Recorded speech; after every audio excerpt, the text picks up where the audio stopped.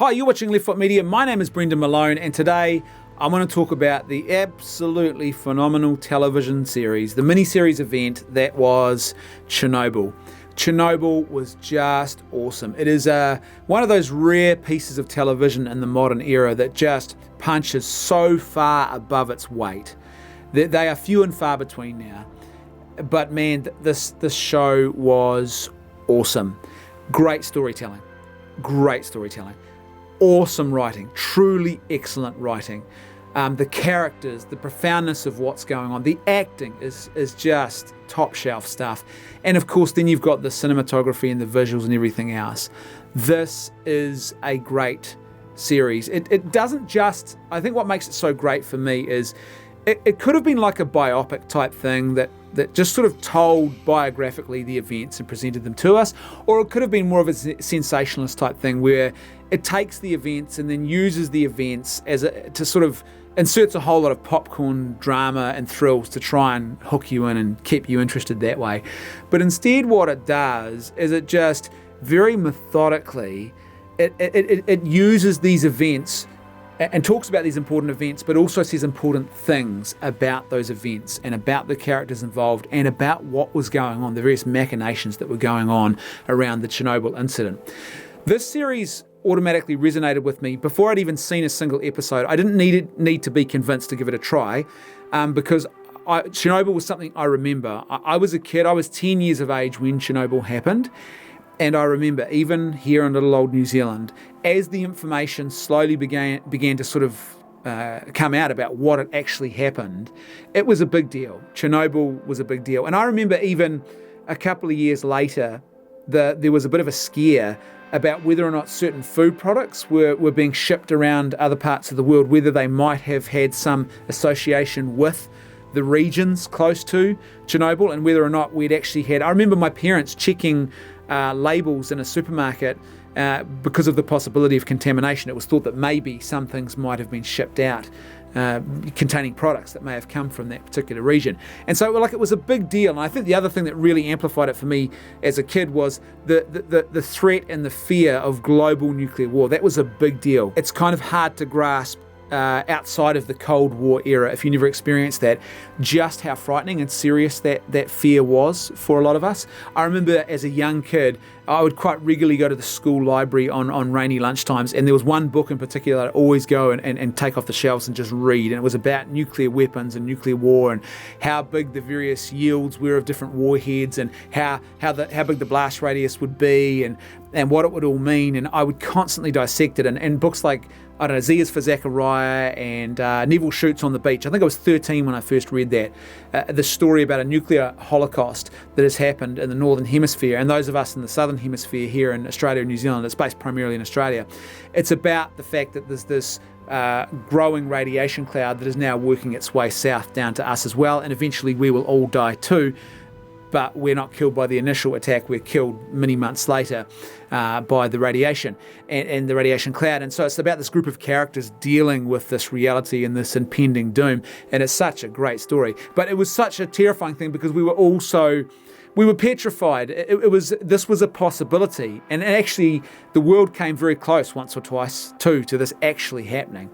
And so Chernobyl is all tied up in that stuff. And for me, I remember all of that. It's very visceral, and the series, for me, really resonates in that way. But it's also the fact that this is just such great television. This is such great storytelling. It's these characters who are interesting. It's not just, and ironically, there's really not a major focus on creating thrills and tension out of the events themselves. It's more about these characters and what's going on around the events, and it's just so well done. But there's one little thing that I found a little bit frustrating, and it's so tiny. It doesn't ruin the series at all. It doesn't damage the storytelling. It doesn't do any major harm to the series at all. But it's something that happens, interestingly enough, at the very end of the series, right at the very, very, very end of the very last episode of the Chernobyl series. And what happens is you get this idea of sort of scientism or empiricism that suddenly just drops itself. The seeds of this idea are suddenly dropped into the story. And it makes sense to me because it's scientism and empiricism are sort of, they're very popular ideologies today, and a lot of people sort of embrace them. This idea that science is sort of the only reliable source of truth. It's the ultimate source of truth. It's the ultimate seeker of truth. Science is the revealer of the most important truths. And this sort of idea just suddenly appears. And the first inkling we sort of get of it happens in the final scene, which, by the way, that final interrogation scene with KGB chairman Charkov and Valery Legasov, played by Jared Harris, who is just phenomenal. But the two of them are in this dialogue back and forth. And by the way, that dialogue is so well written. I think that scene is one of the most iconic scenes now in television. It has been added to the canon of iconic television moments because it is so profound and so well written and so well acted. It is just phenomenal. It's not a long scene either, but there's so much packed into that. There is so much meat and flesh on the bones of that scene. It is just phenomenal stuff. But there's this little moment where, first of all, KGB chairman Charkov says to Valery, and let me quote here, "Scientists and your idiot obsessions with reasons." So he's angry at the fact that Valery wants to tell the truth about the fact that their nuclear reactors have an inherent flaw in them. And what this means is that a lot of people in the Soviet Union are at risk, and potentially Europe and the rest of the world is at risk too, if another one of these reactors were to explode because they don't tell the truth. And of course, the Communist Party wants to keep the truth under wraps because they're more committed to protecting the ideology. They believe that is the greater good. And so Chairman Charkov, the KGB chairman, gets angry about this. He says, "Scientists and your idiot obsessions with reasons. When the bullet hits your skull, what will it matter? Why?" Now then we get this sort of touched on again at only a couple of minutes later, the very, very final monologue that happens where Valery is monologuing over the top of the sort of final flyover of Chernobyl. And he makes this interesting statement, among other things, where he says, "The truth doesn't care about our religions." And I thought it was an interesting statement to sort of put this juxtaposition between sort of the events of Chernobyl and telling the truth about Chernobyl against religion. It's kind of a weird thing. Now, he mentions other things as well, but it's kind of weird that gets inserted in there because it's not, there is no false religion here. Maybe you could argue that communism is a false religion, maybe, but there's no religious group that is trying to suppress truth here in this story at all.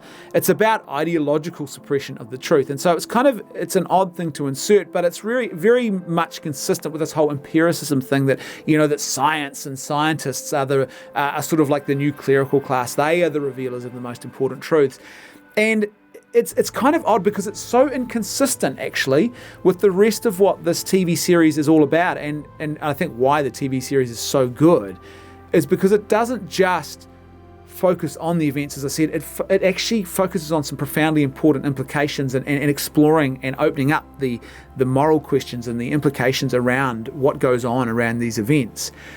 The final aspect of the monologue is when Valery says, "Where I once would fear the cost of truth, now I only ask, what is the cost of lies?" Now that's an interesting question because that's actually really, he's now getting into the area of morality. And what's being revealed by his actions and what this whole series is really all about is that scientific truth is actually not the most important truth at all. Instead, it's actually moral truth here that matters most of all.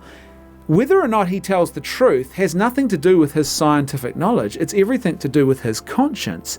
This is about moral law. And has the moral law, moral truth, sufficiently captured his conscience, Valery's conscience enough, and in this case, yes, it has, that it would say to him, "I must tell the truth because this is the right thing to do." Defending the idea of the Soviet project, the communist project, and what we deem to be the good of the communist project, no. That is not right. That is not morally good. That it is morally evil that we would tell lies to actually defend that thing. And so what we see here is actually, and this is why it makes it so strange that you would have the our main hero, he's flawed for sure, and this is again what makes him such a great character. His flaws are on display. He's not this perfect character, and he's definitely not Mary Sue. But you have this character who's our main protagonist who is saying and talking about, truth doesn't care about your religions. And sort of what that does is that it's the subtle implication that truth is grounded in the realm of science and not in the area of religion. And then at the same time, you have our primary antagonists, the villains, the KGB, who are the primary villains in all of this. And you have the head of the KGB who's getting angry at scientists and your idiot obsessions with reasons. There's a subtle theme that's developing here. As I said, it appears only at the very end, but it's so contrary to everything else in the show, because that's not what the show is really telling us when you think about it. And one of the big issues here for me that the show highlights once again is the fact that science uncoupled from morality and moral governance is a very, very dangerous thing. It's a really big deal here that it doesn't matter what Valeri's scientific knowledge is. It doesn't matter what your scientific knowledge about nuclear reactors is and what you know about the harms of reactors. There's a much more important moral question here. Should I tell the truth about those harms or not? Science is silent on that question. Science cannot answer that question for you. Morality, moral philosophy is the thing that will give you the answer to that question. And if your conscience is well formed and what is good, true and beautiful, then you're going to recognize that yes, it would be a grave act of evil to lie or to even lie by an act of omission, not telling the truth, is actually not good enough here. That the morally right thing to do is to tell the truth. And that's not a scientific question. We see this sort of this uncoupling of science and morality and the evil that results from that very, very clearly with eugenics and the science, quote unquote, of eugenics. The science of eugenics people often associate with Nazism, but it's not Nazis who invent eugenics. Nazism comes well after eugenics. The science of eugenics is promoted and popularized in the modern era primarily as a result of Francis Galton. Francis Galton is the cousin of Charles Darwin. And what he does is he seizes on Darwin's evolutionary theory and he says, hey, well, if nature prefers fitness in the species, then why can't we use our new technology and new scientific knowledge? Surely it's a worthy scientific endeavour to actually use technology and science to actually advance fitness in our race. And this is eugenics, this idea that certain people are born with the right genes, with the right genetics, and the good and moral thing to do is actually to promote the breeding of those people and to enhance and do whatever we can to ensure more of those people are being born and less of the other people are being born. And so there's lots of ways of promoting this idea, but one of the big things that was just a huge part of the eugenics movements around the world, and they were everywhere. They're in Europe, they're in England, they're in America, they're hugely popular before the Nazis are even a thing. At the turn of the 1900s, eugenics is widely embraced by the elite, by the cultural elite. Kind of hardly surprising because they're qualifiers for who were genetically fit and who weren't. So if you were poor, you were considered to have the wrong genetics and that's why you were poor. Didn't have a good education, it's because of your genetics.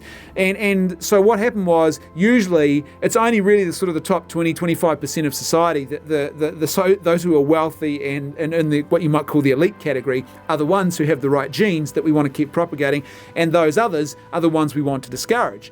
And one of the things that's a big part of the eugenics movement is forcible sterilizations. They are doing, and they're carrying these out in America, they're carrying them out in England and other parts of Europe. This is happening well before the Nazis are even a thing. But what the Nazis do is they say, well, this eugenics thing is great. They embrace the science of eugenics. It's popular in the culture at the time, and they just take it to the next logical conclusion. If we're actually helping nature to sort of prefer fitness and to breed a better stock of human beings by forcibly sterilizing or preventing certain people from having babies, then why shouldn't we weed out those we deem to be unfit? Why shouldn't we start culling those away from the population who we think have inferior genes? And I'm not just talking about their promotion of Aryanism and the idea that the Jews were inferior and needed to be eliminated from society, which was truly abhorrent and evil in and of itself. But I'm talking here also about the fact that they were killing people with certain disabilities. They killed hundreds of thousands of people with certain disabilities who were autistic and on the spectrum. They were killing them before they even started the concentration camp programs to actually kill people who had Jewish ethnicity. And there was medical experimentation going on in their camps. They were doing all sorts of awful experiments on people. This is science without morality. And science itself can't answer the question, should we do this to other human beings? Only morality can actually answer that question, because there were plenty of scientists who were saying, well, the end justifies the means. We'll get a really good outcome if we do this thing. And the same is still true today. Because there are scientists who could say to you, well, we've done the maths, we've run the numbers, we've consulted various fields of science, and we've figured out how to build a nuclear bomb, we've figured out how to trigger it. Science has given us all the knowledge to do that. We've applied other sciences to figure out how to deploy the bomb, how to drop it and so it lands on the target we want it to land on, how to limit the sort of the fallout. We've got all that knowledge given to us by science, and we've also done other maths and calculations, and we've figured out if we drop that nuclear bomb on a particular part of the world, then there will be a huge positive economic outcome for the rest of us around the globe if we just nuke a whole lot of people, a whole lot of human beings in this one particular place. We've done the maths, it's absolutely sound. Should we drop that nuclear weapon? Science can't answer that question. It can tell you what will happen if we drop it. It can tell you how to drop it, how to build the thing, but it can't tell you whether or not it would be right or whether it would be evil to actually drop that bomb. Now, by the way, it would be evil because it would involve the deliberate killing of innocent human beings, and that is always a grave evil. But the reason I know that is not because of science, it's because of other truths in the area of moral philosophy. And for me, as someone who's a religious believer of the Christian heritage, it's that transcendent reality in God that all Christians share as common, and which was common to the West up until very recently, before we embraced the absurdity of relativism, which is a contradictory position to hold anyway. But it's so now, its full destructive potential is now starting to unwield and sort of unfurl itself upon the West in some really bad ways. But that transcendent reality gives rise to the moral philosophy. But there's really good reasoning behind that moral philosophy and human dignity and the human person and why we should have respect for that. But ultimately, what lies behind that, the thing that gives it its objectivity, it's not a scientific principle. It's a religious truth about who we are, about the fact that there is a God who exists, and that keeps that whole scheme, if you like, in balance and check. It's kind of profoundly important stuff. It really does matter to us. Even if you don't believe there's an actual God like I do, you look at the situation and you see, I can see the secular utility in religious belief and in this area of moral philosophy and civilization and civilizing groups of people. You can see how effective this actually is. And to me, the fact that it's that effective points to the truth that lies behind it. This is a way of actually finding the fullest form of human flourishing in our societies and as individuals that we can find. To me, that points to the fact that there's something true behind that. It's not just a random accident of evolutionary chance that happens to be the way we've stumbled across doing things, because there's other ways we could have done things, but we haven't. That probably would have been a lot more easy and a lot more convenient, but those things don't provide the same outcomes. It points to the fact that we are created a certain way and that we are made for that type of flourishing, and when we conform ourselves to that type of flourishing, we truly find ourselves as human beings. So ironically, I believe that an authentic humanism is found in conforming ourselves to a vision of humanity that is given to us by religious belief that is grounded very much in the idea of that there is a God and that we are made in the image of that God. It's for me, that's what it boils down to. But the point is that science can't answer those deeper moral questions. It just can't. Science has got lots of great useful things that it can give us, but it can't answer those questions. And so it's kind of interesting that this idea is just, and I said it doesn't ruin the series because this is such a great series, but it does drop itself in there at the end.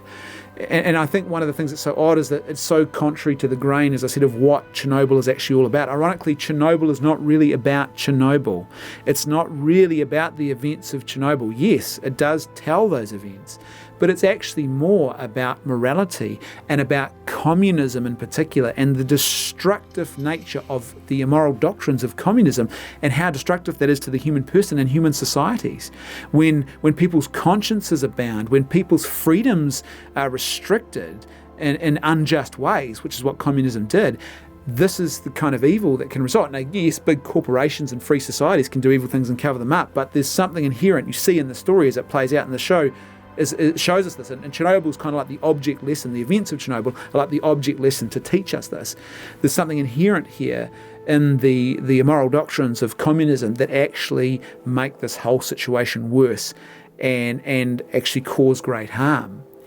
And this TV series, as I said, uses the events of Chernobyl as the object lesson. That's what I think makes it so good. It's iconic television because it's profound. It goes deeper. It's not just well acted and well written, but it's about those deeper issues that matter to all of us. And it's like a warning siren too about any form of authoritarianism that would seek to restrict freedom. And ironically, it actually is a bit of a metaphor, I would suggest, for what's happening to some people on social media right now, where, interestingly, at the very end of the last episode, Valery Legasov is actually deplatformed effectively. They tell him, you're not going to be executed, you're not going to go to prison. You get to keep all the titles and everything else, but basically you will have no power. We will deplatform you and your ability to tell the truth. You will be a non-person. We've stricken your testimony from the record. It's been removed because you are deemed, and what you say is deemed to be an imposition, a harm to the ideology, the brave new world that we want to maintain. That is a very, very powerful metaphor for what is happening right now on social media to certain people. And there's this other interesting thing going on where you have these KGB agents running around who are just watching and spying on other people, looking for them to say or do things that are deemed ideologically impure, so that these people can be dobbed in, they can be reported, and they can be punished for what they've done. Valery is constantly followed and bugged and watched by the KGB.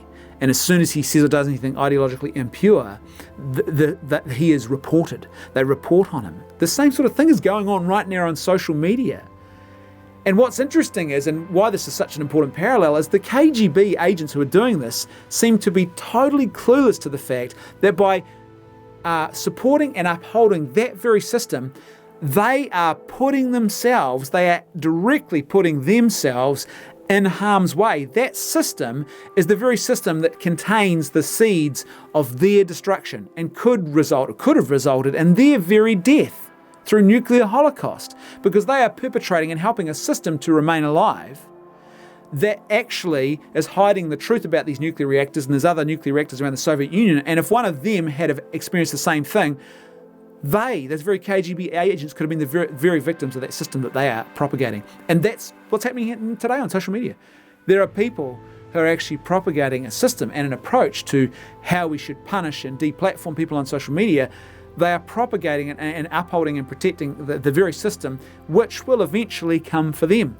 It will eventually turn on them. It contains the seeds of their own potential destruction. And they seem totally oblivious to that fact. That's often the way things go. And you see this in the show. People who think they're important and in a position of power, the ideology is more important, and eventually the ideology will consume you as well. So protecting it is not in your best interest at all. It's actually about protecting conscience and human freedoms from unjust imposition.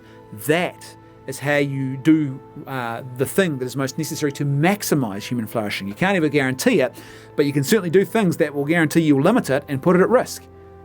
And that's what the show really gets to, about the way in which this authoritarian overreach does very, very serious harm to the human person and puts entire societies at grave risk by doing that. As per usual, I'd love to hear your thoughts, so please let me know what you think in the comments section below. And if you like the content I'm creating and you'd like to see more of it, then please consider financially supporting the channel. The links for how to do that are found in the video description below. Thanks for watching. See you next time on Left Foot Media.